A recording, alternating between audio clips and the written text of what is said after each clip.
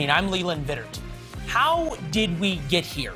And by that, I mean, how did we get to a point that a Russian dictator defies an American president with impunity? Clearly, the threat of sanctions mean nothing to Vladimir Putin. Every line in the frozen ground of eastern Ukraine, the White House and President Biden has drawn, Putin drives tanks right over it. In fact, the Biden administration says the Russians are ready to go with a full takeover of Ukraine within the next 24 hours. Russian forces continue to assemble closer to the border and put themselves in an advanced stage of readiness.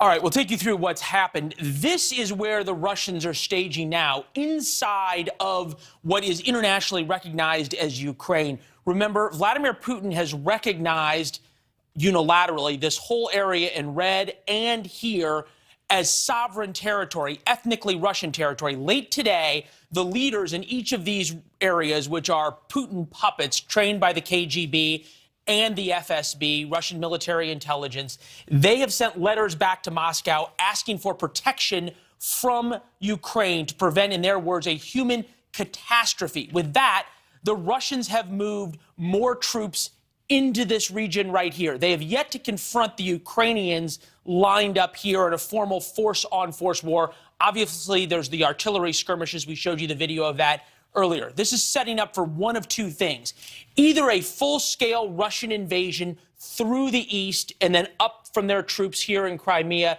to take over all of eastern Ukraine, or for Vladimir Putin in the next 12 or 24 hours to issue a demand that Ukraine withdraw their forces from this whole part of the country and effectively give this part of Ukraine to Russia. That would be an enormous win for Vladimir Putin. And these skirmishes that are going on right now are going to be used as a pretext for war by Vladimir Putin. In many ways, this war has already begun. It's certainly already begun with the cyber attacks. We just haven't seen the video of shock and awe, if you will. One thing that tells you the Russians are just about to launch their full-scale invasion is these satellite images of field hospitals that have been set up here. These come from Maxstar's commercial satellite images of field hospitals. You can see them set up in a cross like this, the internationally recognized symbols. These are in southern Belarus, the Russian satellite state, and then also in southern Russia itself. We understand that there has been full units of blood brought in to these hospitals. Those units of blood for battlefield injuries have a shelf life of just a couple of weeks. You don't bring in blood unless there will be blood shed. Now we are going to move over to the next one. These are where the artillery fire has taken place. That was the video you just watched. This is here right down by the line of contact, obviously inside this area that Russia has recognized. Preventing these kinds of actions by Vladimir Putin is exactly what President Biden promised to do. This is his tweet from 2 years ago when he was running for president. Quote, Vladimir Putin doesn't want me to be president. He doesn't want me to be our nominee. If you're wondering why, it's because I'm the only person in this field who's ever gone toe-to-toe with him. My colleague Dan Abrams and I had a discussion yesterday about showing Putin as strong and exposing Mr. Biden's weak response. It has been weak. I take no pleasure in doing it, but you, the viewer, deserves the truth. And that is perhaps the higher calling. Let's look at the state of play between the United States and Russia. U.S. GDP 8 times more than Russia. By almost every measure, other than sheer number of ground troops, the U.S. military is far more powerful. We spend 7 times more than Russia on our military. $93 billion for the Russians, $682 billion for the United States. We control the world's economy. Up until last year, we were energy independent.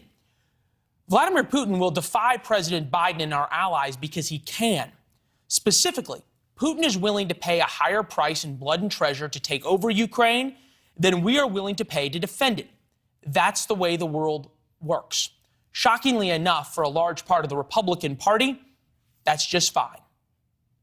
Its purpose is to guarantee, quote, Ukraine's sovereignty, independence, and territorial integrity. These are the things that all countries need. We'd love to have them here. But no, we're going to have to wait. Ukraine is ahead of us in the queue for secure borders. It's not the first time members of either party have made a similar argument. There was the America First movement in the 1920s and 30s that argued for isolationism. Germany was Europe's problem, they said, and America should turn a blind eye to Nazi aggression. Putin's rationale for invading Ukraine isn't much different than Hitler's for invading Czechoslovakia. Of course, World War II came soon thereafter. President Carter won in 1976 on a softer foreign policy. America was weary from war in Vietnam and faced economic problems. So President Carter said he would focus on human rights and nuclear nonproliferation. Within 3 years, Iran took 66 American hostages and the Soviets invaded Afghanistan. President Clinton famously declined to bomb Osama bin Laden's cave in Afghanistan before 9/11 for fear of civilian casualties. 9/11 happened, and we ended up in a 20-year war. The lesson is pretty simple. If we, America, the good guys, don't set the rules, somebody else does. And the cost to regain the high ground is far, far greater in blood and treasure than needed to remain on top. Here's my former colleague, Jennifer Griffin, who's covered war around the globe for decades and is now one of the best national security reporters there is.